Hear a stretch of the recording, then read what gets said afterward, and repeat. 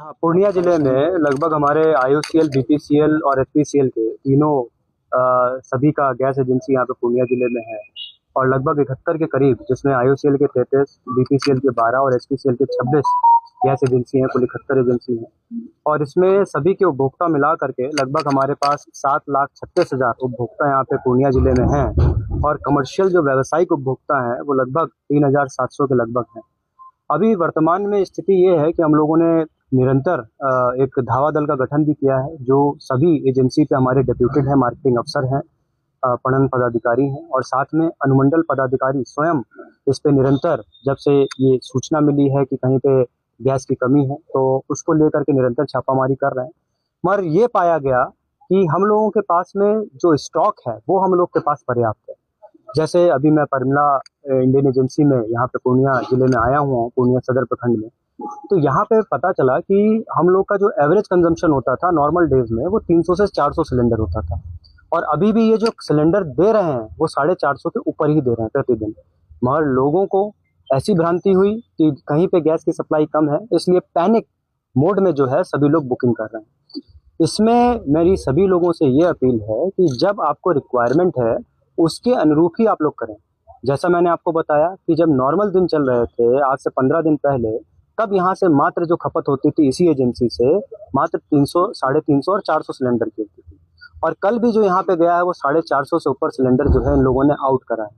तो इसका मतलब ये है कि निरंतर सिलेंडर जो है दिए जा रहे हैं। दूसरा प्रावधान ये है कि कुछ जगह पे ये ओटीपी की समस्या थी इंडेन वगैरह में, आईओसीएल में। तो सरकार और आईओसीएल का नीतिगत निर्णय ये रहा कि ओटीपी बेस्ड जो था उसको भी अब बंद कर दिया गया है, ताकि कंज्यूमर को किसी प्रकार की परेशानी ना हो। तीसरा ये है कि हम लोगों ने विभिन्न जगह पे छापामारी निरंतर कर रहे हैं।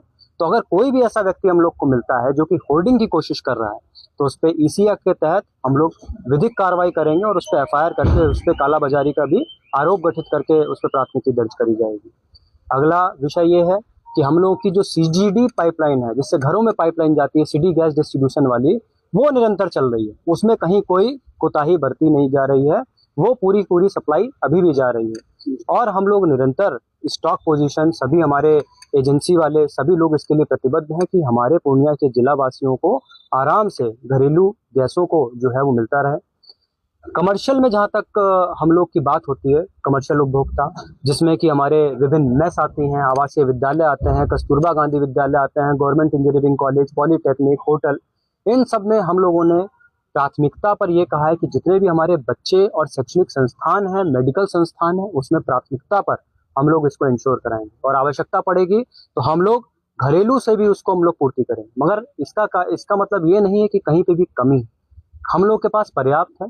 अभी दिक्कत इस चीज की है कि लोगों में ये भ्रांति है कि हम लोग को जो है वो गैस कम मिल रही है। जैसा मैंने आंकड़ा आपको बताया कि जो नॉर्मल आंकड़ा था उससे प्रतिदिन हम लोग ज्यादा ही बांट रहे हैं, कम नहीं बांट रहे हैं। तो मेरी सभी लोगों से अपील ये है कि आप लोग विभिन्न जो इस तरीके की भ्रांतिकारी बातें हैं उन सब पे आप लोग विश्वास ना करें और आप लोग निरंतर जिस तरीके से पूर्व में आप लोग बुकिंग करते थे करें। और ऐसा नहीं होगा कि आपने आज जो है आज सिलेंडर लिया और आज ही बुकिंग करी और अपेक्षा करते हैं बाहर खड़े हैं तो आज ही मिल जाएगा। जो उसकी समय सीमा थी उसी हिसाब से होगा और फर्स्ट इन फर्स्ट आउट का जो सिस्टम होता है, फीफो का सिस्टम होता है, उसी के आधार पर इसका किया जाएगा।